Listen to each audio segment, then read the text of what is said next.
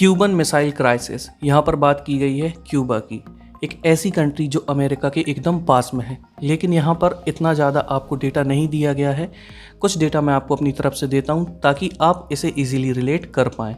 1959 Cuba में revolution हुआ, एक नई सरकार आ गई। सरकार किसकी थी? फिडेल कास्ट्रो की और चे ग्वारा की। चे ग्वारा जो कि आज भी यूथ आइकॉन माने जाते हैं। तो यहाँ पर दिक्कत ये थी कि जो क्यूबा था, जो फिडेल कास्ट्रो थे, जो चे ग्वारा थे, ये आइडियोलॉजी फॉलो करते थे यूएसएसआर की। कैसी ideology? Communism, socialism, Marxism, Leninism, इस सब को। और यूएसए किसे मानता था? कैपिटलिज्म को। तो यूएसए को ये बिल्कुल भी बर्दाश्त नहीं था कि उसके जस्ट पास का एक कंट्री वो रशिया की, यूएसएसआर की आइडियोलॉजी को फॉलो कर रहा है। तो हमेशा से अमेरिका ने कोशिश की थी कि वो क्यूबा को इन्वेड करे और वहाँ पर अपना कब्जा जमा ले। हालांकि इसमें वो सक्सेसफुल नहीं हो पाया था। तो अब बात आती है 1961 की। यहाँ पर रशिया को काफ़ी डर सताने लगा था। रशिया, जब भी मैं रशिया बोल रहा हूँ मतलब मैं बात कर रहा हूँ यूएसएसआर की, union of Soviet socialist republics की। ये जो एक ग्रुप बना था ये था रशिया और कुछ अलग देशों का। बाद में ये डिसइंटीग्रेट हो गया था, लेकिन ये एक अलग मैटर है। अभी हम बात करते हैं क्यूबन मिसाइल क्राइसिस की। तो यहाँ पर यूएसएसआर को डर सताने लगा था कि बहुत ही जल्दी जो यूएसए है ये इन्वेड कर देगा किसको? क्यूबा को, और ओवरथ्रो कर देगा फिडेल कास्ट्रो को। ये एक स्मॉल आइलैंड नेशन था, मैं आपको पहले बता चुका हूँ, जो बिल्कुल यूएसए के पास में था। और जो क्यूबा था ये सोवियत यूनियन का एक अलाय बन चुका था। इसी वजह से जो सोवियत यूनियन था ये इसे डिप्लोमेटिक एड भी प्रोवाइड करता था और फाइनेंशियल एड भी। डिप्लोमेसी में भी मदद करता और अगर पैसे की ज़रूरत पड़ती थी तो वो भी दिया करता था। इसके बाद ये जो डर बन गया था, इसी की वजह से जो निकिता क्रुश्चेव हैं, उस वक्त सोवियत यूनियन के ये लीडर थे, इन्होंने ये डिसाइड किया कि क्यों ना हम जो क्यूबा की लैंड है वहाँ पर अपनी कुछ मिसाइल रख दें। इससे रशिया को डबल बेनिफिट था। क्या? एक तो क्यूबा सेफ रहेगा और दूसरी बात यह है कि अमेरिका, जो कि अभी रशिया की रीच से दूर था, क्या था उस वक्त जो इनके पास मिसाइल थी वो इतनी कैपेबल नहीं थी कि रशिया से डायरेक्ट अमेरिका पे हमला कर पाए।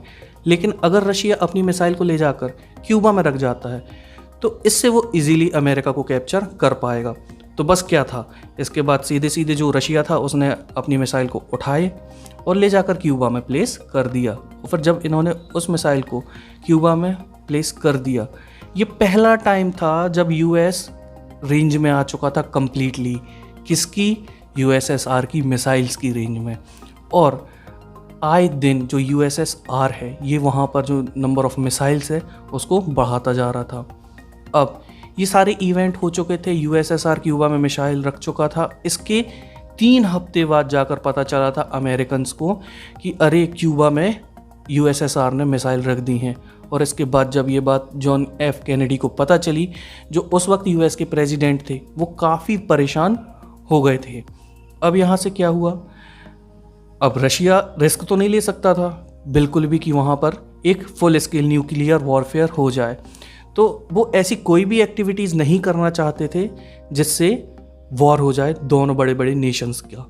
तो यहाँ ये डर तो रहे थे, लेकिन जो जॉन एफ कैनेडी हैं ये काफ़ी डिटरमाइंड थे इस बात को लेकर कि नहीं, हमें जो क्यूबा है यहाँ से इनके मिसाइल्स हटवा देने हैं। ये दोनों बहुत ही ज़्यादा उस सीरियसनेस को समझ रहे थे कि अगर इनकी जो मिसाइल है ये क्यूबा में रहती है तो काफ़ी ज़्यादा दिक्कतें अमेरिका को फेस करनी पड़ सकती हैं। तो जो जॉन एफ कैनेडी थे ये अपनी डिटर्मिनेशन को प्रूव करने के लिए क्या करते हैं, इन्होंने ऑर्डर कर दिया अमेरिकन वॉरशिप्स को कि आप जाकर समुद्र में खड़े हो जाओ और अगर कोई भी आपको ऐसा शिप दिखाई देता है जो सोवियत यूनियन का हो तो उस पर अटैक कर देना। और इससे अमेरिका ये प्रूव करना चाहता था कि वो काफ़ी ज़्यादा सीरियस है इस क्यूबन मिसाइल क्राइसिस को लेकर। और जो उस वक्त के ये क्लैशेस हुए थे, ये सारी एक्टिविटीज़ हुई थी, इसे ही कहा गया था क्यूबन मिसाइल क्राइसिस। ये जो क्लैशेस हुए थे यहाँ पर क्यूबा में, इससे सारी दुनिया नर्वस हो चुकी थी क्योंकि सबको ये पता था कि यहाँ पर दोनों सुपर पावर इन्वॉल्व हो चुके हैं और अगर इनके बीच में युद्ध होता है तो ये कोई ऑर्डिनरी वॉर नहीं होगा क्योंकि दोनों के दोनों नेशन न्यूक्लियर पावर्ड थे। तो यहाँ पर राहत की सांस दुनिया ने तब ली जब दोनों साइड्स ने ये डिसाइड कर लिया कि वो वॉर नहीं करेंगे। इसी तरह धीरे धीरे सोवियत यूनियन के जो शिप्स थे ये वापस यूएसएसआर लौट गए थे। इन दोनों के बीच में, मतलब सोवियत यूनियन और यूएसए, इनके बीच में हाई पॉइंट कौन सा था कोल्ड वॉर का? वो यही क्यूबन मिसाइल क्राइसिस था। इसी को सबसे ज़्यादा टेंशन वाला टाइम माना जाता है यूएसए और यूएसएसआर के बीच में। अब कोल्ड वॉर को रेफर किया जाता है as a competition between USA and USSR. इन दोनों के बीच में जो टेंशन अराइज होते थे उनको, और इनके बीच में जो कॉन्फ्रंट्रेशन होते थे इसे, इन सभी एक्टिविटीज़ को मिला जुला कर कहा जाता था कोल्ड वॉर। यहाँ पर यूएसए और सोवियत यूनियन अकेले नहीं होते थे, इनके अलाइज भी साथ होते थे। कुछ कंट्री यूएसए के साथ होती थी, कुछ कंट्री सोवियत यूनियन के साथ होती थी।